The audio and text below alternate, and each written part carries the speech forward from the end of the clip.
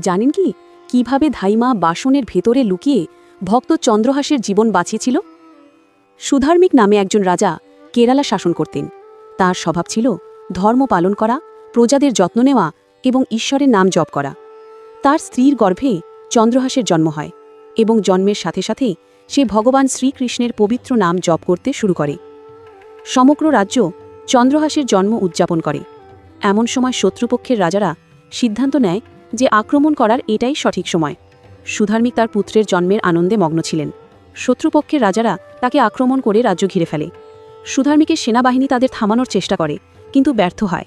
রাজা সুধার্মিক এবং অনেক সৈন্য নিহত হয়। এরপরে রাজপ্রাসাদটিও ঘিরে ফেলা হয়, যাতে কেউ পালাতে না পারে। চন্দ্রহাসের মা তার জীবন বাঁচাতে ধাইমাকে অনুরোধ করেন। ধাইমা ভেবেছিলেন যদি তিনি শিশুটাকে রাজপুত্রের মতো ধরে নিয়ে যান তবে তাকে হত্যা করা হবে। তাই ধাইমা একজন গৃহপরিচারিকার রূপ ধারণ করে চন্দ্রহাসকে কিছু থালা এবং বাটির নিচে লুকিয়ে রেখে বের করে নিয়ে আসেন।